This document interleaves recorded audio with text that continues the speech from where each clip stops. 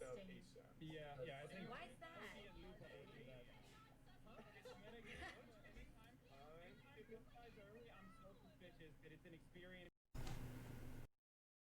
So last night, Alexandria Ocasio Cortez streamed Among Us on Twitch as part of an event to get you to vote.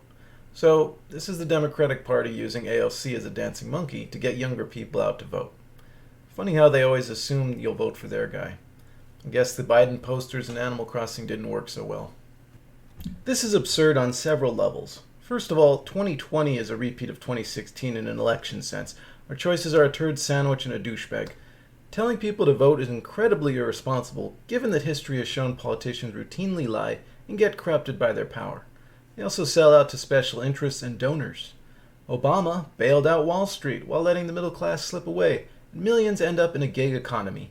He ended up bombing more countries than George W. Bush. Where was his promised hope and change? We need genuine change, not the broken system we have now. Voting in this election will not change that. Even if you hate Trump, do you really like Joe Biden? Joe Biden's entire campaign is based around not being Trump. Except that, like Trump, he's corrupt, extremely rude in public, lies a lot, suffers mental impairment, bombs brown people, is beholden to a foreign power, condones the unfair arrest of minorities, and suffers from a pedophile disposition. I gladly refer you to watch any of Jimmy Dore's analysis videos on Joe Biden for more information.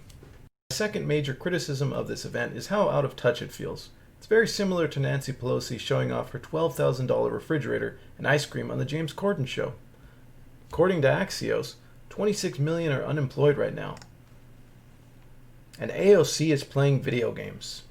Of course, this whole thing was done under the guise of getting people out to vote. But let's be honest, it's really a cheap publicity stunt.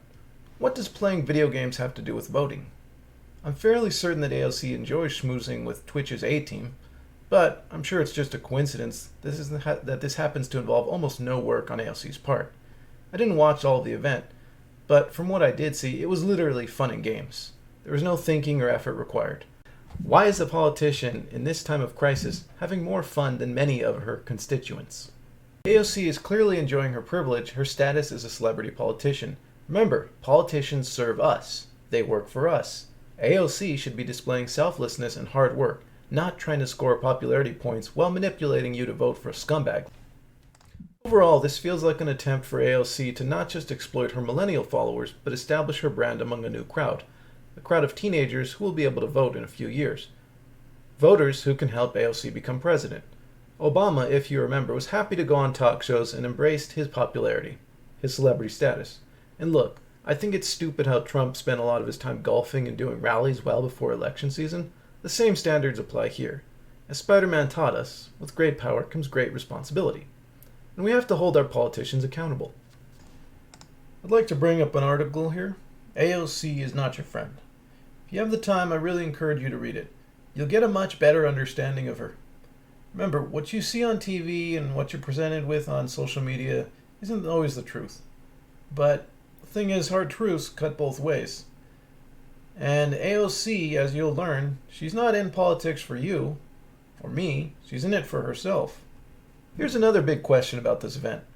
Why is AOC playing with the elites of Twitch? AOC is a socialist. Socialism is about equality.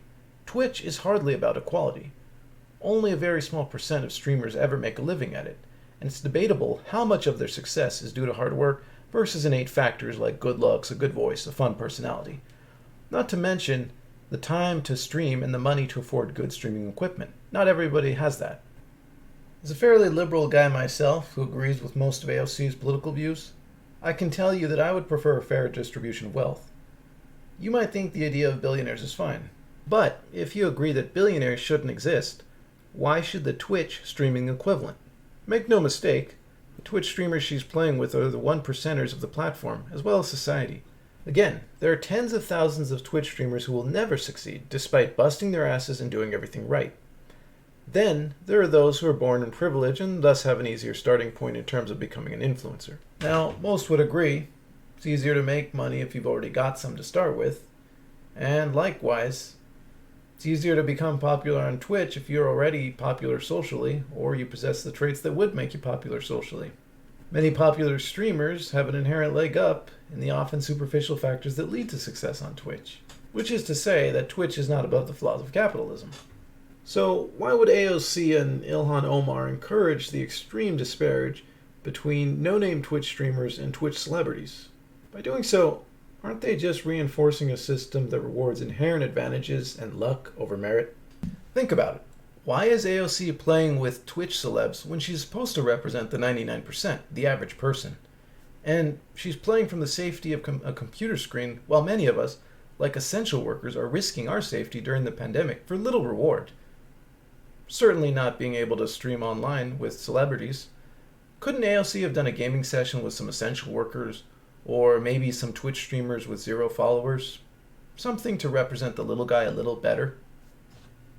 Behind me is a copy of a George Carlin book. He said it best: "It's a big club and you ain't in it." Now, I don't know about you, but I'm not in this social circle. I can't just hop onto Twitch and expect to play with a high-profile politician or my other millionaire streamer friends. Can you? This event is AOC as a class president hanging out with the popular kids in school. Not the ones who deserve attention and need change. They say power corrupts. Sometimes so does fame.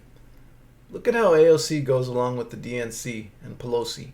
Look at her cheap attempt to push Joe Biden to the left with a stern letter just a few weeks before Election Day. This is actually to trick progressives to vote for him, of course. Is America at the point where a politician playing games is supposed to encourage us to vote? Again, I actually agree with AOC on most of her ideas, and I have nothing against her personally. But it's clear she's not the same person she was before entering office. This is the AOC who says billionaires like Jeff Bezos shouldn't exist while encouraging you to watch her play games on one of his streaming platforms. Now, obviously you can be against something and still use it. But AOC is supposed to have principles. She's supposed to be fighting against the billionaires. She's supposed to lead by example. And she's supposed to earn our trust to show that she's not corrupt like other politicians. Alright guys, well, thank you so much for watching this video. I'm not going to be on Twitter or Reddit for a few weeks, so I'm not going to read people's reactions to AOC playing video games. Go ahead and let me know your thoughts in the comments below. And I just want to say that, the real tragedy here, folks, is we saw a politician playing video games, and it wasn't Donald Trump playing Smash Brothers.